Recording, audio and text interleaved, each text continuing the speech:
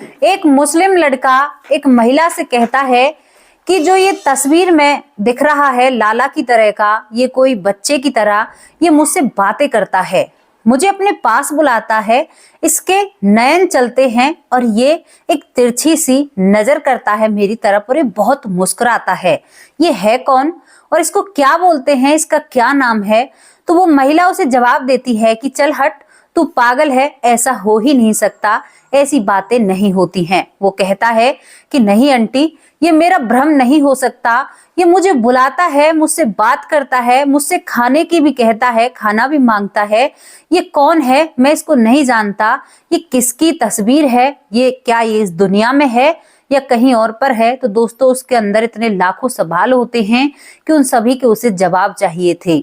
अब यहाँ पर जब उसके जानने वाले लोग होते हैं, जो उस लड़के के परिवार वाले होते हैं, वो समझते हैं कि हमारे बेटे के ऊपर तो कोई ऊपरी साया है या हमारे बेटे की दिमागी हालत ठीक नहीं है, क्योंकि एक मुस्लिम लड़का ऐसी बातें कर रहा था। दोस्तों, ये कहानी काफी रोचक है और ये लड़का आज भी हमारे और आपके बीच में है और ये अपनी बहुत अच्छी जिंदगी जी रहा है।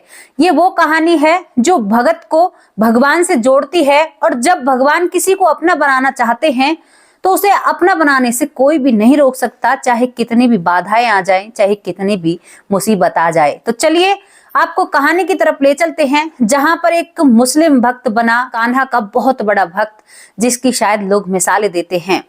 कहानी की शुरुआत होती है जावेद नाम के लड़के से। 2011 की बात होती है। दिल्ली पहुंचता है जावेद और दोस्तों एक कंपनी में नौकरी करता है, जहां पर बद्रा फूड कंपनी होती है, वहां में दोस्तों ये काम करता है और वहां पर जो पैकेट होते हैं, उन पैकेटों पर कान्हा जी की तस्वीर बनी हुई होती है।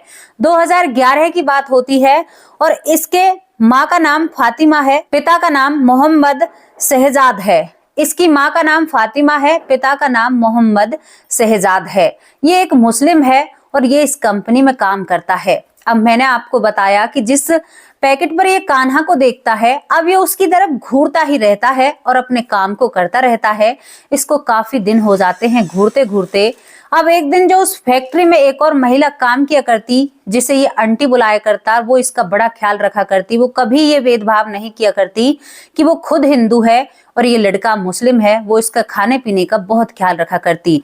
दोस्तों, जो जावेद होता है, इसकी तनख्वाह उस वक्त 3,500 रुपए होती है, जिसमें से इसके घर का किराया भी होता है एक कमरे का और इसका जीवन का गुजारा भी होता है। अब ये एक दिन उस आंटी से कहता है कि आंटी, आप बुरा मत मानना, ये जो पैकेट पर ये तस्वीर बनी हुई है, ये बच्चा किसका है, ये कहाँ पर है? मैं इसको जब ध्यान से देखता हूँ तो ये बच्चा मेरी तरफ देखता है और तिरछी सी इसकी नजर होती है और बहुत सुंदर इसकी मुस्कान होती है। लगता है कि घंटों तक इसे देखा करूं और मैं जब खाना खाता हूं तो मुझे ऐसा लगता है कि ये मुझसे कह रहा है कि मुझे भी खाना दो, तुम खाना खा रहे हो। तो यहाँ पर वो महिला अचंभित रह जाती है और वो कहती है कि चल हट, तू पागल है, ऐसा नहीं हो सकता, ऐसा हो ही नहीं सकता। ये बात सुनकर वो कहता है कि जावेद, नहीं आंटी, ये मुझे दिखाई देते हैं, आप यकीन नहीं कर रही, आप मुझे बताओ तो सही, ये किसी का बच्चा है क्या, किसी सुपरस्टार का बच्चा है या कौन है? तो वो कहती है कि तुझे इतना नहीं पता, ये कृष्ण का कन्हैया है, कान्हा है, जो वृंदावन में रहते हैं और बहुत इनकी तो बहुत पूजा पाठ है हमारे धर्म में और बहुत मानते हैं।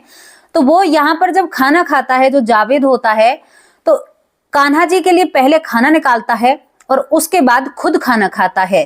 दोस्तों, धीरे धीरे इस लड़के की श्रद्धा कान्हा जी में बढ़ने लगती है और श्रद्धा इतनी ज्यादा बढ़ जाती है कि अब इसको लगने लगा था कि मुझे कान्हा से मिलना है, चाहे कुछ भी हो जाए। इसके बाद ये कहता है कि आंटी, ये कहाँ पर मिलते हैं, वृंदावन में कैसे जाऊं, कहाँ जाना होगा, क्या करना होगा? तो वो जो हिंदू महिला होती है वो इसे बताती है कि वृंदावन जाना है और वहां पर बांके बिहारी जी का मंदिर है, वहां पर तुम्हें इसके दर्शन हो जाएंगे। अब दोस्तों, एक मुस्लिम लड़का होता है, जब वो ऐसी बातें करता है तो एक हिंदू के लिए बात तो बहुत अचंभित है। ऊपर से जो जावेद के घर वाले होते हैं वो भी इस बात से बहुत ज्यादा परेशान हो जाते हैं। जावेद की माँ कहती है कि बेटा, अगर तुम ऐसी हरकतें करोगे तो तुम्हारी बहन की आगे चलकर शादी भी नहीं होगी। जो हमारे मजहब के लोग हैं वो इस बात पर ऑब्जेक्शन उठाएंगे और तरह तरह की बातें बनाएंगे। वो अपने बेटे को समझाने की कोशिश करती है, लेकिन जावेद नहीं समझता है। जावेद अपने घर वालों को बिना बताए दोस्तों वृंदावन चला जाता है उस आंटी से 500 रुपए उधार लेकर, क्योंकि तनख्वाह इतनी नहीं होती है। अब जावेद बताते हैं कि जैसे ही वो वृंदावन आते हैं तो जो बाके बिहारी जी के दर्शन थे उन्हें देखकर उन्हें ऐसा लगता है कि काश मैं इन्हीं को देखता रहूं और यहीं पर मेरा जीवन यहीं पर हो जाए सारा, मैं कहीं जाना ही नहीं चाहता। वो अपनी बातों से बताते हैं, उनको ऐसा एहसास होता है। अब क्या होता है, वो एक बार वृंदावन हुआते हैं, अब उनका बार बार वृंदावन जाने का मन करता है। अब वो क्या करते हैं कि दोस्तों एक मुस्लिम मजहब में होते हुए भी वो एक लड्डू गोपाल ले आते हैं और जिनकी वो सेवा करने लगते हैं। अब परेशानियां शुरू हो जाती हैं, उनको लोग परेशान करने लगते हैं। उनके धर्म के लोग कहते हैं कि तुम ऐसा कैसे कर सकते हो, तुम एक मुस्लिम और मुस्लिम होते हुए तुम मूर्ति पूजन नहीं कर सकते, तुम ये नहीं कर सकते। उसके ऊपर कई सवाल खड़े हो जाते हैं, लेकिन जावेद किसी की भी बात को नहीं सुनता है। एक तरफ उन्हें ये सारी चीजें मेंटेन करनी थी और दूसरी तरफ उनको लगन लग जाती है कि मैं कब वृंदावन जाऊं, मैं कब वृंदावन जाऊं। दोस्तों वो पैसे बचाने लगता है, उन पैसों को बचाकर वो वृंदावन पहुंच जाता है। इसी तरह 2012 से दोस्तों वो आज तक भी यही काम कर रहे हैं। वो पूरे कृष्ण भक्त बन चुके हैं, भक्ति में लीन हो चुके हैं। उन्होंने अपने परिवार से भी ताल्लुकात खत्म कर दिए हैं। और वो बताते हैं कि एक बार की वो घटना बताते हैं कि मैं वृंदावन गया और वृंदावन जाने के बाद मैं भोग लेके गया कान्हा जी का। अब मैंने भोग तो चढ़ा दिया, लेकिन मुझे लगा कि ये भोग कान्हा जी ने खाया होगा या नहीं पाया होगा, क्योंकि इतने ढंग से मैं भोग नहीं लगा पाया। अब वो नीचे आकर अपने जूते पहन रहे थे, तभी वहां पर एक छोटा सा बालक आता है और वो उनसे कहता है कि तुम्हें तिलक लगवाना होगा, क्योंकि दोस्तों वहां पर बहुत सारे बच्चे होते हैं तो इसी तरह का प्रभाव होता है। तो यहाँ पर जो जावेद होता है वो कहता है कि भाई मेरे पास, क्योंकि जावेद के पास गिने चुने पैसे हुआ करते, जिन पैसों से वो वृंदावन आए करते और वृंदावन से बाहर जाया करते, तो वो कहता है कि मेरे पास पैसे नहीं है और तू मुझसे पैसे मांगेगा। तभी वो लड़का कहता है कि नहीं कोई बात नहीं, मैं नहीं मांगूंगा, चलो तुम तिलक लगवा लो। तो यहाँ पर जावेद अपने सर पर तिलक लगवाने लगता है। तभी वो बच्चा कहता है कि तुम्हारे पास प्रसाद तो होगा, जो वो पेड़े का प्रसाद लेकर आया था। जावेद कहता है कि हाँ मेरे पास प्रसाद है, लो मैं तुम्हें देता हूँ, प्रसाद ले लो। तो वो कहता है कि मेरे हाथ सने हुए हैं, तुम अपने हाथों से मुझे प्रसाद खिला दो। जावेद के अंदर एक अलग सी खुशी होती है, उसे लगता है कि जैसे साक्षात जो कान्हा जी हैं उनका तिलक करते हुए उनके हाथों से भोग खाकर गए हैं, जिसकी उसके मन में चिंता हो रही थी। कई बातें जावेद ऐसी बताता है दोस्तों। जावेद एक बार की बात बताता है, जब उसकी शुरुआत हुई थी तो वो कहता है कि मैं उस पैकेट पर बने हुए चित्र के सामने ही भोग जब लगाया करता तो वो भोग मुझे कभी भी नहीं पाया। ये उनका कहना है। और दोस्तों वो कृष्ण भक्ति में लीन रहते हैं और वो लड्डू गोपाल को, बाके बिहारी जी को बहुत मानते हैं। वो कहते हैं कि कभी कभी बहुत ज्यादा परेशानी होती है। उनके साथ ऐसी परेशानियां भी आई थी कि उनको लोग धमका दिया करते, उनके साथ बहुत बुरा व्यवहार भी हुआ, लेकिन उन्होंने कभी भी कृष्ण भक्ति को नहीं छोड़ा। कई सवाल उनके ऊपर खड़े हुए, लेकिन फिर भी आज भी वो डटे हुए हैं और कृष्ण भक्त बन चुके हैं और बहुत ज्यादा प्रभु में श्रद्धा रखते हैं। बहुत सारे उनके इंटरव्यू हैं और बहुत सारे उनसे पूछताछ की जाती है। पहले तो वो ज्यादा खुलकर जवाब नहीं दे पाते थे, लेकिन अब वो खुलकर जवाब देते हैं और बहुत सारी ऐसी बातें बताते हैं जो बातें हम आप लोगों से कह भी नहीं सकते। वो कहते हैं कि पहले मैं बहुत अंडे, मांस, मीट सब खाया करता, लेकिन जब से मैंने प्रभु का हाथ मेरे सर पे आया है, मेरा देखकर उल्टियों का जी हो जाता है, मेरा खाने का ही मन नहीं करता। और दोस्तों वो प्याज लहसुन भी आज नहीं खाते हैं, इतना ज्यादा वो ऊपर वाले को मानते हैं और उनकी भक्ति करते हैं। दोस्तों हम इसमें कोई भी ऐसी चीजें नहीं कह रहे हैं, ये सच्चाई पर रखी हुई एक कहानी है एक लड़के की जो मुस्लिम लड़का हिंदू बन जाता है। अब उन्होंने बिल्कुल सनातन धर्म को अपना लिया है और वो एक सनातनी हो चुके हैं। सनातन धर्म का तो पता नहीं है, लेकिन इंटरव्यू में वो कहते हैं कि मैं सनातनी हूँ और मैं इसी से ताल्लुकात रखता हूँ और मैं कान्हा का सबसे बड़ा भक्त हूँ, मैं कान्हा का ही भक्त हूँ, बाकी और मैं कुछ भी नहीं हूँ। उनकी बातें बड़ी प्यारी लगती हैं सुनने में। हमारे चैनल के माध्यम से हम ना ही तो बिल्कुल किसी चीज को बढ़ावा दे रहे हैं, लेकिन जो सच है वो आप लोगों के सामने रख रहे हैं। दोस्तों एक छोटी सी कहानी थी, आप लोगों के सामने रखी। कैसी लगी आप लोगों को ये कहानी, आप अपनी राय भी कमेंट बॉक्स में रख सकते हैं। अब उन लोगों का नाम बताते हैं जो लोग हमारी वीडियो पर रेगुलर कमेंट करते हैं और उनके बहुत प्यारे कमेंट होते हैं। पहला नाम है नरेश जी। नरेश जी आपका बहुत बहुत धन्यवाद, तहे दिल से आपका शुक्रिया अदा करते हैं।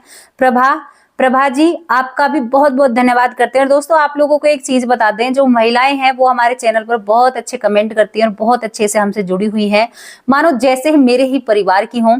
सभी बहनों से मेरा सादर प्रणाम है। आप जरूर अपना नाम और कमेंट मुझे दीजिएगा, ताकि मैं भी एहसास करूं कि मेरे साथ बहुत सारी बहनें हैं, और वो बहनें हैं जिनका हाथ अगर मेरे कंधे पर है तो मुझे कोई नहीं हरा सकता। सच में ही बहनों का प्यार बहुत जरूरी होता है और बहुत ही प्यारा होता है।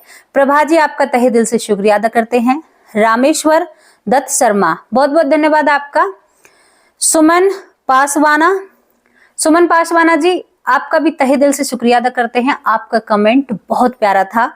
संजय कुमार बहुत बहुत धन्यवाद संजय कुमार जी आपका। भीमीशन यादव, अब भीमसेन है या विभीषण यादव है, आपका इन दोनों में से कोई सा भी नाम हो, आपका बहुत बहुत धन्यवाद करते हैं, तहे दिल से शुक्रिया अदा करते हैं। मनी जी आपका भी बहुत बहुत धन्यवाद। गुलाब अब हमें ये नहीं पता कि ये माता जी के रूप में है या बहन के रूप में है, लेकिन जो भी है आपका बहुत बहुत धन्यवाद। फोटो तो वहां पर एक बुजुर्ग महिला का है, तो आप अगर माता के रूप में तो आपका बहुत बहुत तहे दिल से शुक्रिया अदा करते हैं, आपके चरणों में प्रणाम करते हैं। आपकी उम्र हमसे ज्यादा है, तहे दिल से शुक्रिया अदा करते हैं। पूनम कुमारी जी बहुत बहुत धन्यवाद, आपका ये दूसरा या तीसरा कमेंट है, तहे दिल से शुक्रिया अदा करते हैं आपका।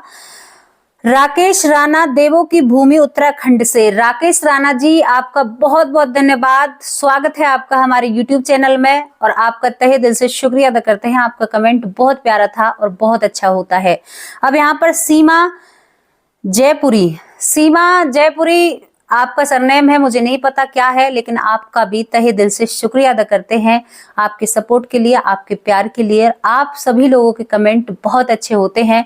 दोस्तों आज एक पारस है जिसका आज बर्थडे है, उसको भी बहुत शुभकामनाएं देते हैं। ऊपर वाला आप पर अपनी कृपा हमेशा बनाए रखे, आपको सारी खुशियां दे, आपके ऊपर इतना आशीर्वाद ऊपर वाले का बना रहे कि आप अपनी जिंदगी में हमेशा कामयाब रहें, कोई भी दुख या संकट आपके आसपास भी ना आए। हमारी दिल से दुआ है, आपका जन्मदिन, आपको ढेरों सारी बधाई हो। आप हमेशा ऐसे ही महकते चहकते इस दुनिया में खुशियां फैलाते रहें, आपके ऊपर वाले की कृपा बनी रहे। दोस्तों कैसी लगी आप लोगों को ये स्टोरी, जहां पर एक भगवान ने भक्त को चुना, जो भक्त दूसरे धर्म में होते हुए भी प्रभु ने उनको अपना बना लिया। अब इसमें वो कितना सच कहते हैं कितना झूठ, ये उनके ऊपर बात है, लेकिन ये कहानी सत्यता पर आधारित है और ये सच्ची घटना है। दोस्तों आज भी वो लड़का हमारे आसपास है, और उन्होंने, आपको एक और बात बता दूं, जावेद से नाम बदलकर अपना शिबू कृष्णा दासी रख लिया है। वो कान्हा के दास बन चुके हैं, दासी बन चुकी हैं, शिबू कृष्णा दासी, ये उनका फिलहाल का नाम है और वो अपनी जिंदगी जी रहे हैं। अब आप लोगों से विदा लेते हैं, कल फिर हाजिर होंगे किसी सच्ची और अच्छी स्टोरी के साथ। तब तक के लिए नमस्कार, जय हिंद, जय भारत। अपने परिवार में और अपने आप में प्यार बांटिए, अपनों से प्यार कीजिए, अपने घर को एक ऐसा घर बनाइए जहां पर दूसरे लोग भी आए तो ये कहें कि वाह कितना अच्छा घर है, इस घर में एक अलग सी शांति है। ऐसी शांति अपने घर में बनाइए जो दूसरे भी आकर आपकी तारीफ करें और कहें कि भाई कितने अच्छे लोग हैं, आज हम एक ऐसे घर में गए, उस घर की जैसी शांति हमने कहीं भी नहीं देखी। तो ऐसा माहौल अपने घर का बनाइए और अपने बड़ों का आशीर्वाद हमेशा लेते रहिए।